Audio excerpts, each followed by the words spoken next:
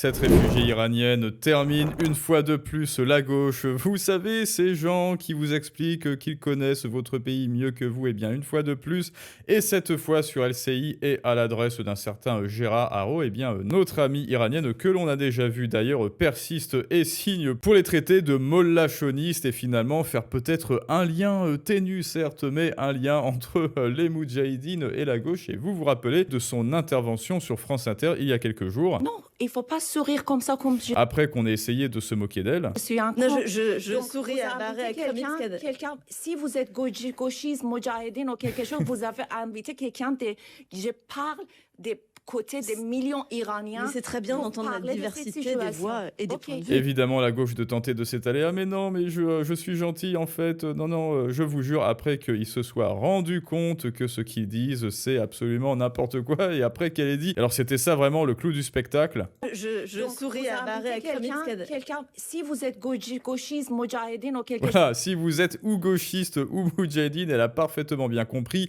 le lien qu'il y a entre ces deux valeurs, n'est-ce pas? Alors allons-y les amis, une fois de plus, on va analyser ce qu'elle a à nous dire, on va également voir à quel point les forces de l'ayatollah s'en sont pris de manière très lâche, ont déployé leur terrible aviation, on va regarder l'évolution de l'Iran entre les années 70 et aujourd'hui, qu'est-ce qu'elle nous dit? Comment est-ce qu'elle nous le dit? On voit ça ensemble tout de suite. L'Iranienne qui a défendu l'intervention israélo-américaine contre les gauchistes déstabilise Gérard Haro en direct sur LCI. vous êtes en train de mourir et quelqu'un vient, prend votre main, vous va prendre cette main ou Non, pas? il vient de prendre votre pétrole, pas votre main. On va donner notre pétrole, on veut notre vie, monsieur, on veut vivre. Voilà, alors déjà, en 10 secondes, non, ils veulent prendre votre pétrole, pas votre main. Déjà, le mec s'autoproclame police de la pensée, police idéologique, il sort son palantir tel Saruman le multicolore en vous disant « Je sais exactement ce que veut Trump, je l'ai vu dans mon palantir » et surtout, il nous admet, il nous avoue à son insu qu'il a une mentalité bien infantile, une mentalité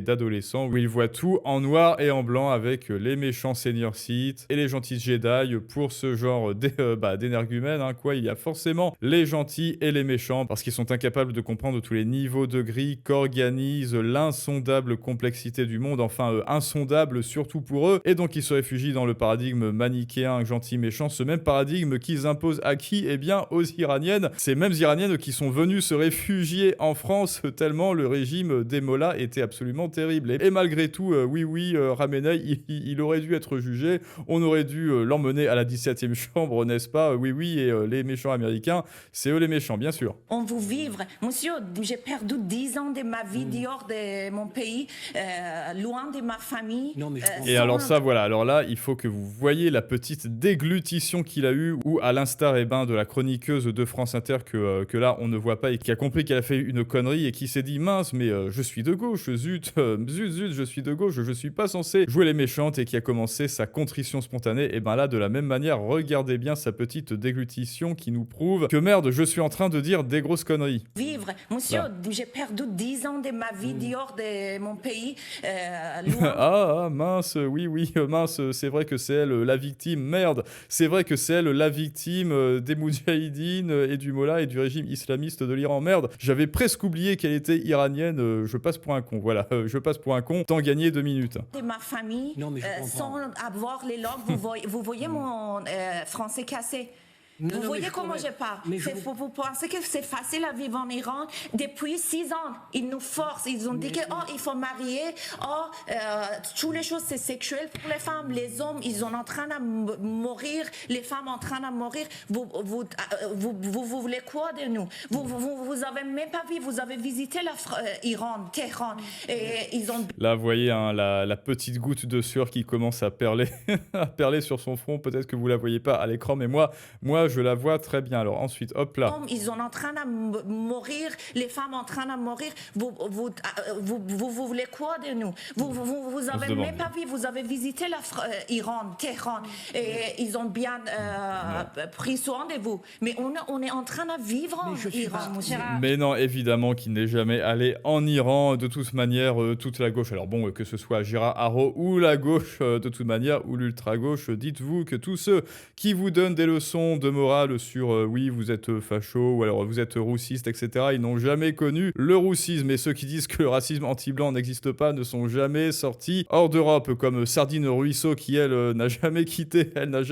quitté Paris en réalité, sauf pour aller acheter des maisons en Bretagne, je sais plus quoi, tout en insultant les paysans. Et bien évidemment qu'elle n'est jamais sortie hors de France. Et donc j'invite Gérard Haro à aller en Iran pour voir au juste qui terrorise qui. Et de la même manière, j'invite tous les féministes et tous les wokistes à aller en Iran, en Irak, au Pakistan et un peu partout à l'extérieur de l'Europe pour qu'ils puissent mettre en perspective leur point de vue avec les régimes des mollahs et des islamistes, pour qu'ils puissent vivre la diversité, bien sûr, le féminisme en Iran, bien sûr, et le racisme anti-blanc qui, rappelez-vous, n'existe pas en allant en Afrique et en Afrique du Sud. Alors ensuite, et là c'est mal parti pour Donald Trump, parce qu'effectivement l'Iran a sorti sa terrible aviation, le régime islamiste a sorti sa terrible aviation, et alors je ne sais pas exactement c'est quoi comme modèle. Est-ce que c'est un Rafale? Non, c'est beaucoup trop effilé pour un Rafale. Écoutez, c'est n'importe quoi. Je n'en sais rien, vraiment. Si vous connaissez ce modèle-là,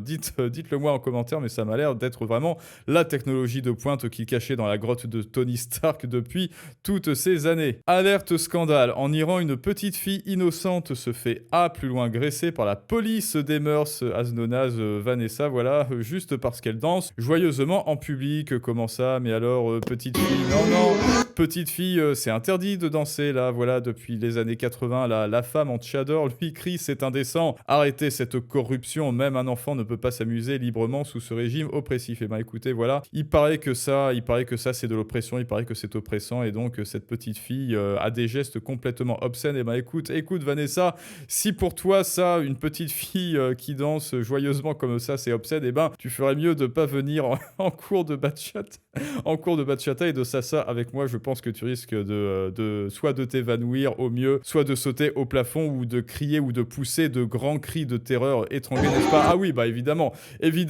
c'est obscène, une petite fille qui danse, c'est obscène, mais en revanche, allô Steve Jobs, allô les United States of America, oui bonjour, je suis sur mon iPhone pour vous dire que c'est indécent, que l'américanisation est indécente, que l'occidentalisation et les danses c'est indécent, et que le régime des mollahs est le plus grand des régimes de paix et d'amour. Et oui, je vous dis tout ça depuis mon iPhone, bien sûr. 100 ans de women fashion en Iran. Effectivement, en 1940, il y avait, je sais plus, oui, politique d'occidentalisation, de modernisation, où les femmes, oh tiens, ça alors, elles ne portent pas de hijab et elles semblent heureuses. Et là, à partir de 1980, avec Khomeini, si je ne m'abuse, là, 1990, elle a l'air encore plus triste. Et ben pourtant, c'est pour ton bien. Rappelle-toi que si tu ne portes pas ce voile, tu excites les hommes. Non mais oh, dis donc. Et là, après, écoutez, là, il y a une évolution. Bah oui, il y a une évolution. Le voile est coloré. Attention. Oulala, ça devient obscène. Bon, évidemment, espérons que, et ensuite, voilà, en 2026, espérons qu'il n'y ait plus ce genre de choses pour plus aucune femme en Iran, en Perse, en Iran. Ensuite, je voulais aussi vous parler du cours du pétrole sur Patreon et sur Affranchi, qui sera sa première mise à jour d'ailleurs. Mais avant, l'Iran piège l'oncle Sam et Tsahal avec une armée gonflable chinoise. Alerte info, l'Iran a importé plus de 900 000 décors gonflables et plein de carpettes et de tapis magiques, n'est-ce pas? Faux tanks, faux lanceurs de missiles, faux missiles balistiques avec plateforme, faux radars, faux pattes de tir et même des bases militaires entières gonflables. Stratégie de génie ou désespoir? Forcer les USA et Israël à balancer des millions de dollars de bombes de précision sur des ballons et des peintures 2D, 3D déjà bombardées sans explosion secondaire. Eh bien, on n'arrête pas le progrès. Et donc, ce dont je voulais vous parler, c'était évidemment du cours du pétrole. Donc, on va le faire et ce sera disponible et sur la chaîne Patreon et aussi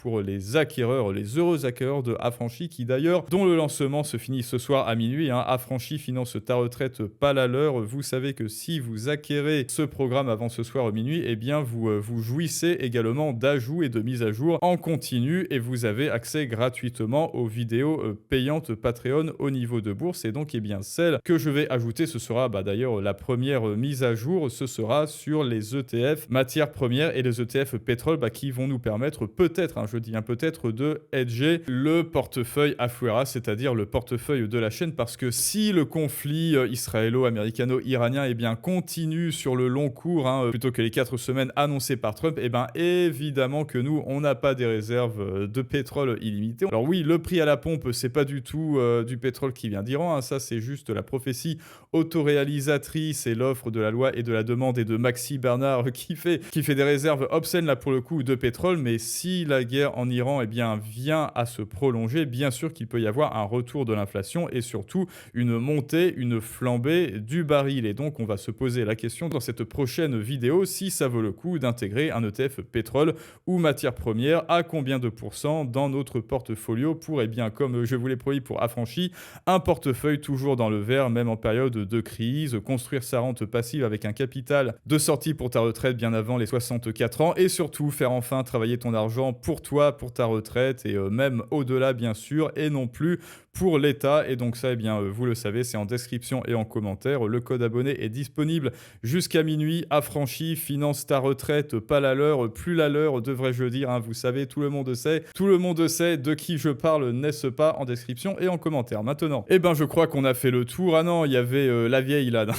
Pardon, alors il y avait effectivement l'extrême gauche en Espagne avec Sanchez qui a été financé par l'Iran, c'est-à-dire l'ex-Podemos, c'est-à-dire l'extrême gauche qui s'appelle Soumar aujourd'hui aurait été financé par l'Iran. Je pense que l'on va en reparler. Et effectivement, il y a avec Roselyne Bachelot, la vieille, qui perd la tête et nage en plein délire en disant bravo Macron. Allez, on l'écoute, courage. Pays remarquablement court et maîtrisé, 12 minutes. 12 minutes, ça, pédago. Là, c'est la première fois, je crois bien, que ça arrive. Et qui est deux discours qui ont reconstitué dans un pays éminemment fracturé une unité nationale. Écoutez, est-ce que c'est pas toujours un peu le cas quand on est en guerre, non ? Chapeau l'artiste, chapeau Macron. Bon, écoutez, si vous en avez marre de donner son salaire, de financer le salaire de Roselyne Bachelot, désolé, mais vous êtes en France. Voilà, vous êtes en France, mais au moins, vous pouvez commencer à travailler pour votre retraite et non plus pour la sienne et non plus pour ces sacs là qu'elle a amenés à la commission d'enquête. Enfin, c'était complètement ridicule, comme je vous l'ai dit en description et en commentaire affranchi. On va se faire d'ailleurs une vidéo sur les retraites avec les statistiques que je vais vous montrer dans une prochaine vidéo. Maintenant, c'est à vous de me dire ce que vous en pensez, les amis, et je vous dis à tous à très bientôt pour un prochain storytelling du monde moderne, et ça, c'est une autre histoire.